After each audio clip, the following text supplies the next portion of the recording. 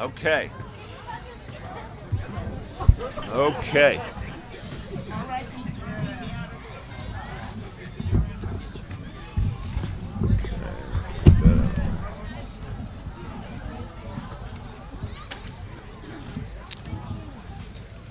Okay, everybody. Want to welcome everybody. I'm going to talk about what we're unveiling here today, and I want to thank my colleagues who are here, all the community leaders who are here. I want to thank Councilman Bill Perkins for joining us. Thank he always gets a round of applause. Former Borough President Virginia Fields, thank you. DEP Commissioner Vinnie Sapienza, thank you. And you're going to hear from our Parks Commissioner in a moment. Before I talk about the announcement we're making here, I want to give you an update about the weather. And everybody get ready, because we got some very unpredictable weather about to hit us. And I want to remind everyone, pay a lot of attention to this storm that is coming. Now I want to tell you something. It is the first day of spring officially. And yet I'm about to tell you about a big snowstorm that's hitting us. This proves what I've said for a long time: never trust groundhogs. Okay? They will always lead you wrong. But on a much more serious note, let me get you ready for what to expect. So the snow will start tomorrow morning, as early according to the current predictions, and this can change, but right now it should start around 8 a.m. or 9 a.m. in the morning and intensify into the evening. Now this could mean at times intense heavy bands of snow, 1 to 2 inches per hour. We could even see 3 inches per hour at times. So this is a storm that is going to start slow but pick up very quickly. Want everyone to be aware of that. We now have estimates of as much as 12 to 15 inches of snow. Again, we have learned from previous storms, they can go up, they can go down, they can come faster, they can show up later. We don't know for sure, but here's what we do know. Right now, the estimates are as much as 12 to 15 inches of snow. And that could include intense snow during the hours of school. So I'm announcing now that we are canceling New York City Public Schools tomorrow.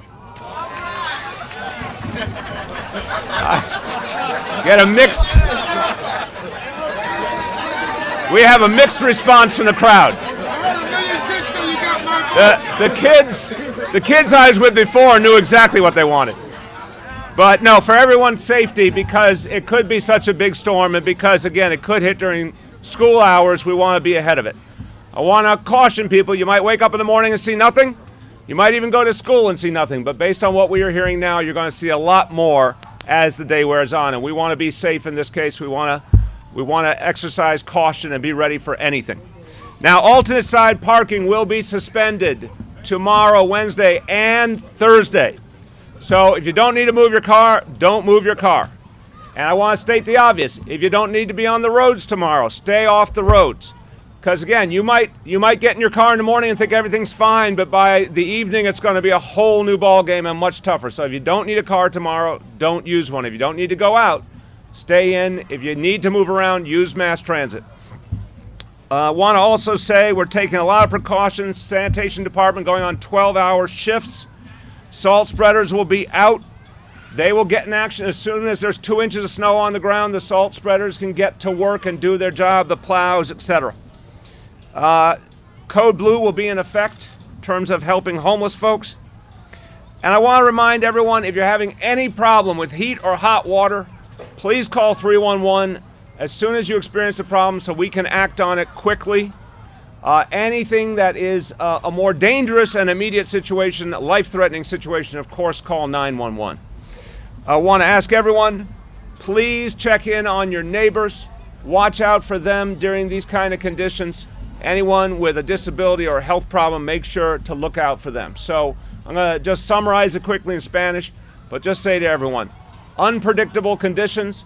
This time of year, the storms are very hard to predict in advance, but we want to be ready for something that could be quite big, and that's why we're taking the precautions we are.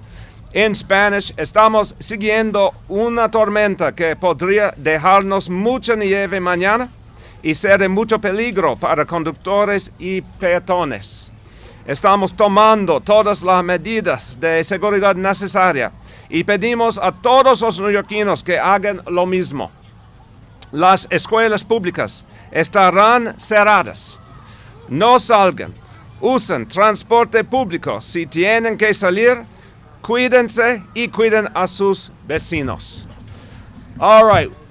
With that, I want to talk about the announcement that we're making here today, and this is a very happy day for this community. It's a great day when a park that didn't get everything it deserved finally gets the kind of investment that the community deserves. Thousands of people in this community use this park. A lot of public housing residents use this park. It's been over 20 years since it got a rehab and it got remodeling. It deserved it, and now it's here. And we're very excited about it because we know what parks mean to people. This is part of what makes life work in New York City, is having a park that you can go to, a place to relax, a place to recharge, get away from the madness of city life a little bit. I want to tell you, when I talk about parks, it's very personal. I got married in a park. My wife Shirley and I got married under a tree in Prospect Park in Brooklyn. So it's personal for us. Our kids played sports in the park. They played Little League and all sorts of sports in the park. They grew up a lot of time in the park, like so many families in this city. So we know that neighborhood parks matter to people. Not only the big famous parks, right? We appreciate Central Park and Prospect Park and all the big famous parks, but it's the neighborhood parks that everyday people use so much that deserve a lot more attention and a lot more investment. That is what our Community Parks Initiative has been all about, focusing on parks that everyday people need and depend on. 67 parks citywide as part of this initiative got a makeover, got an updating, got better equipment. As you can see here, a place that a lot of people want to be, a lot of kids especially will want to be. Now, we're reopening this one today. It's a big step for the community. It's one of 5 that we are reopening today all over the city, all 5 boroughs.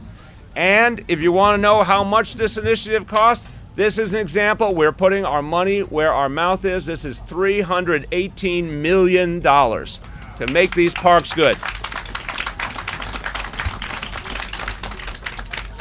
The idea is that every New Yorker can find a good park within walking distance of their home. Everybody. Everybody needs relaxation. Everybody needs recreation. Let's be clear, that was not always the case in the past. Too often, all the investment went to parks in the well-heeled communities. We don't believe in that. We don't believe the right to go to a park should be a luxury for the few. We believe it's something that belongs to all New Yorkers. Everyone should benefit. And we in this administration determined that parks funding should go where the people are. Every neighborhood, every kind of New Yorker needs to benefit. So that's what we've done here, and I think it's going to make a big difference in people's lives. Before I introduce our Parks Commissioner, I want to just say a few words summarizing this in Spanish as well. Hoy anunciamos la apertura de 5 parques comunitarios. Los parques son una parte esencial de la vida de nuestra ciudad. Todos los neoyorquinos merecen tener un buen parque cerca. Con este anuncio estamos más cerca que nunca de hacer ese sueño realidad. And as I bring up our Parks Commissioner, Mitch Silver, I want to say the goal we've set out for the next 4 years, make this the fairest city in America, the fairest big city, a place where you know you're treated fairly, where you know your neighborhood is treated fairly. One of the best ways to know if there's fairness is to follow the money. If the money goes to your community as well as other communities, you have a sense of fairness. Everyone gets a piece of the pie. This park is a great example of that. And now my pleasure to introduce Commissioner Mitch Silver.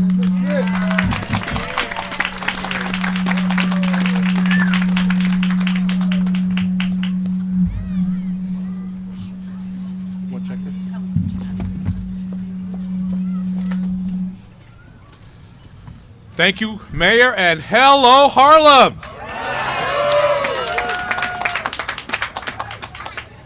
I'm your Parks Commissioner, Department of Parks and Recreation, but also fondly known as the Department of Fun, Health, and Happiness. All right. We're very excited to be here today. Today is a big day for parks and a big day for New York City. Today, we're opening up 5 parks across the city, 1 in each borough. That's $24 million in total park renovations opened all in one day. These parks were among the first of the Community Parks Initiative sites, also known as CPI, parks that hadn't seen meaningful renovations, as the mayor said, in decades. We looked across the city at our 2,000 parks and wanted to find out what parks hadn't seen investment in 2 decades. It turned out there were over 200. And the mayor decided that we had to reinvest to transform these parks. And as the mayor said, over $300 million to totally transform, like this one, 67 parks. We started CPI because we believe all New Yorkers deserve world-class parks to call their own. And thanks to the Mayor de Blasio's vision, we're reaching 67 parks across the city, impacting the lives of millions of New Yorkers. And we're capping the day right here at Martin Luther King Boulevard Junior Park. And I have to say, I started the day in Staten Island. We went to Rockaways, then we went to Brownsville. We just left South Bronx, and now we're here in Harlem. Along with the mayor, I'd also like to thank our special guests. We have with us Commissioner from DEP, Vincent Sapienza, a key partner in this effort. The local council member, Bill Perkins, is here. Former Borough President of Manhattan C, Virginia Fields. The Deputy Manhattan Borough President, Matthew Washington. From Community Board 10, we have the chairperson, Cicely Harris, and Parks Chair, Karen Horry. Also the Assistant District Manager, Satik Mitchell.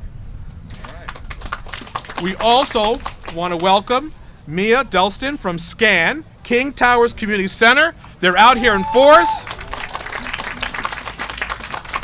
as well as their Assistant Director, Jennifer Miller, and all the other children from the center. Thank you all for coming out. Now, if you all don't know, I am an avid runner, and I run with a group called Harlem Run. Harlem Run, are you here? If you want to meet me on Monday nights, we run every Monday. Marcus Garvey, if you want to have a chat with me, you better keep up. We run fast. If you want to come out to get healthy, come out and join us. Also, Harlem Lacrosse is also here. I mentioned Marcus Garvey. We have Connie Lee from the Marcus Garvey Park Alliance is here with us, as well as Sadira Crestfield from the Mount Morris Park Community Improvement Association. We also have Michelle Booker, representing Congressman Espaillat, is also here with us, and Sharon Partee, manager of the NYCHA King Towers. Finally, Wari Price, also a great supporter from Battery Conservancy. So this project would not have been possible without all of our partners, and it wouldn't have been possible without this community. 3 years ago, we asked you what you wanted to see in this park. You came to our scoping sessions, you visited our website, you spoke to your borough president, your council members, and you let us know what you wanted. We all know that MLK needed a lot of tender love and care, and we listened to you, and today Harlem has a transformed space and a new Martin Luther King Jr. playground. This is now yours to enjoy. One more acknowledgement. We have one more acknowledgement, and we have, Ruby Kitchen, TA leader of King Towers.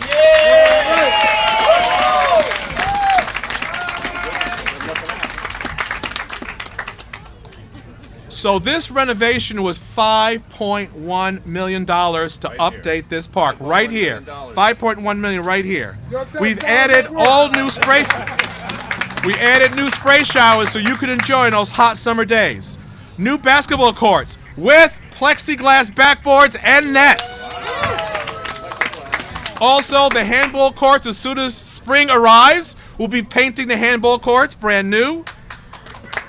And thanks to our friends at the Department of Environmental Protection and the Commissioner, there's now green infrastructure here, rain gardens, and state-of-the-art pavers to capture stormwater.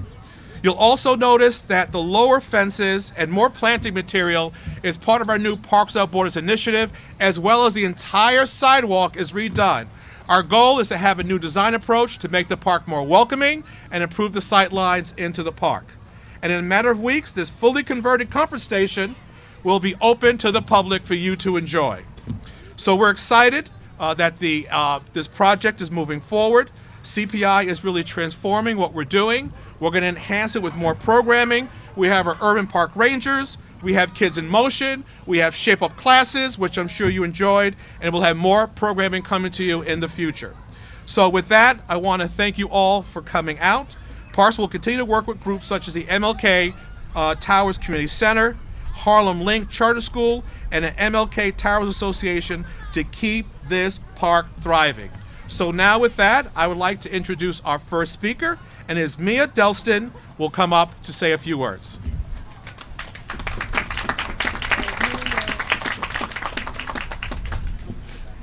Hi, my name is Mia Delston, and I am 13 years old in the 7th grade, and I go to CAS.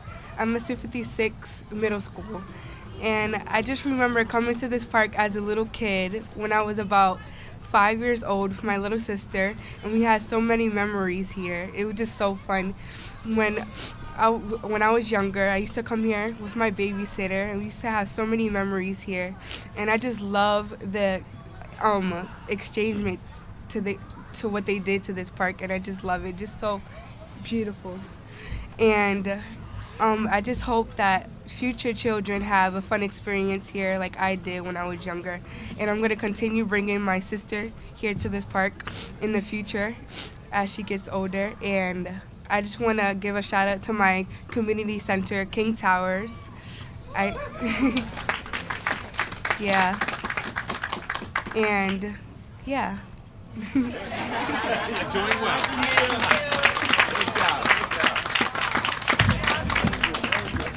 And so, you know, Mia, we design all of our new park spaces to be multi-generational. If you look around, there's more seating areas for those that would like just to come into our park and enjoy the beautiful space. Parks is not just for physical health, but it's also for mental health, as the mayor said. And so there's all these nice little niches throughout this whole design, and it's greener. It's not an asphalt, well, asphalt used to be before. And now I'd like to bring up your local council member, Bill Perkins. Thank you very much. Congratulations, Mr. Mayor, on this accomplishment in restoring this park to the state of the art. Yep. And, you know, this is a famous ball players park. You know, all the great basketball players of legendary fame came here to show what basketball was really like above the rim. And hopefully those days will come back again, but not likely. That was a legendary period, and there were a lot of our younger folks who were trying to be like that. And that was a good thing because it kind of gave them something to focus on athletically, and we're very honored that that kind of experience happened. But Mayor, you're doing a great job in bringing this park back to life.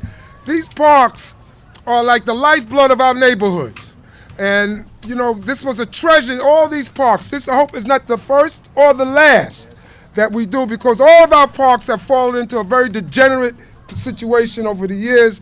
And I think this is a great model for what we need to see all over our neighborhoods, for all of our kids and their families, so that they can get the kind of experience that our children had back when. And we think that that's going to make a big difference, not only in terms of them in the park, where it's safe and creative, but it'll translate into what they do at school. Yep.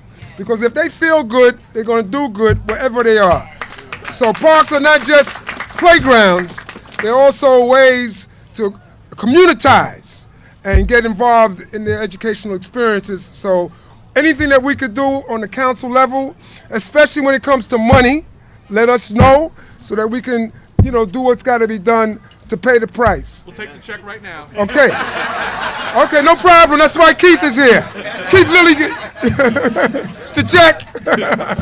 But don't hesitate, please, to ask about that check. So I'm serious about that.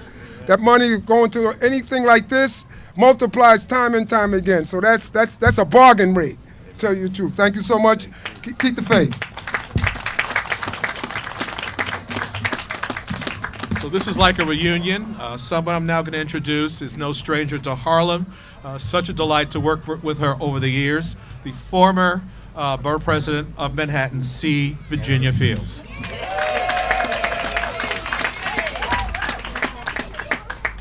Thank you, thank you. Yes, hat like you. Mr. Mayor, Commissioner, and all the park staff and our community leaders sitting there next to Sister Kitchen. This really is like a reunion to be next to her. Let me say this is absolutely beautiful. And as every person has said, our mayor, our councilman, and our commissioner, parks are critically important in a community because every community needs some place where they can feel comfortable, relax, and enjoy parks. So, what I like to say, however, is that not only is it important to have the park here, but when we think about who this park is named after, Martin Luther King Jr. And as we come up on the 50th year, April 4th, when Dr. King was killed, murdered, I'm hopeful that as young people and all of us come into this park, we think about that legacy. When we hear the name of this park, I hope it will cause us to reflect on what his life was all about. And as we recreate in this park, to think about the situations we are in today, and if we do not stand, and if we do not have our voices heard, all of the gains that we have made, including the opportunities to stand here tonight, this afternoon, under a tent, naming a park after someone who gave his life for so much, then we would have failed the person who wrote the dream, and we are in fact the dreamers because we are living what he advocated for and what he fought for. And as one who was born and grew up in Birmingham, Alabama, and as a teenager, marched with Dr. King, spent 6 days in jail, that helped to shape my life's career, not only in terms of as a social worker, but as a public servant, believing that I could make a difference. So I encourage certainly our young people and everyone else that when we come into the Martin Luther King Jr. playground, we reflect, we act, and we recommit ourselves to making sure that the legacy of one who did so much and providing the opportunity for us to stand here today will never, never die. Thank you, and God bless.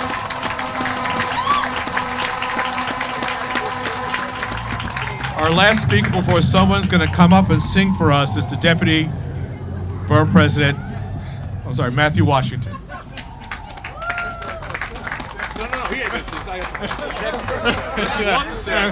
I'm not singing, but nobody wants to hear that. I'm so glad to be here and certainly bring greetings on behalf of Gail Brewer, Manhattan Borough President. I want to give a big shout out to the mayor, to the Parks Commissioner, DP Commissioner.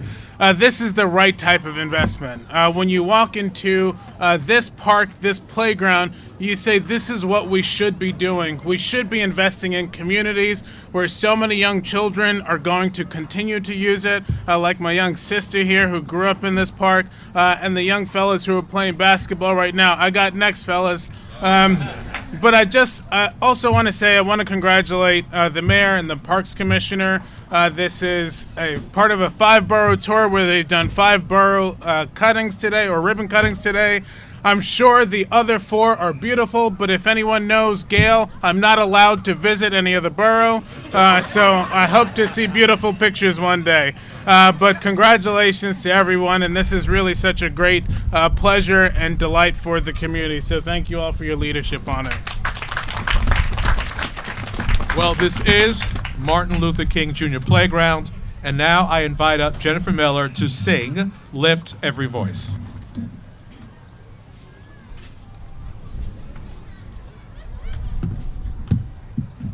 Good afternoon.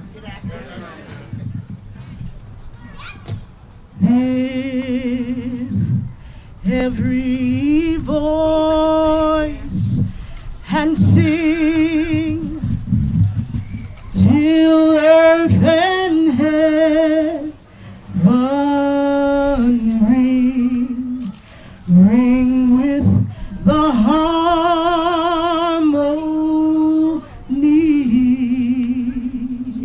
of liberty.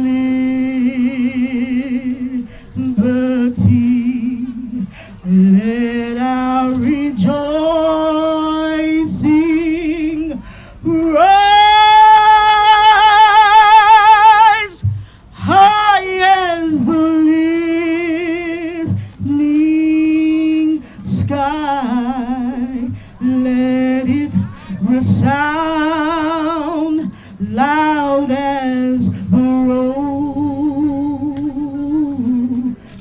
sea. Sing a song full of the faith that the dark past has taught us. Sing a song full of the hope that the present has brought us. Facing the rising sun of our new day begun. Let us march on. Let us march on. Let us march on till victory is won.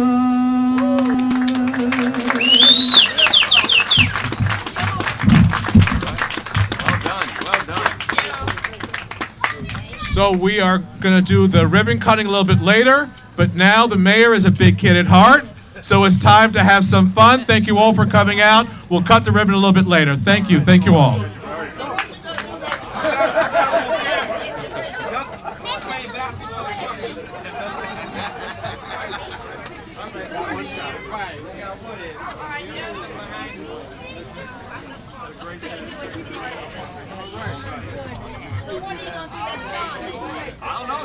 I thought you were going to slide down.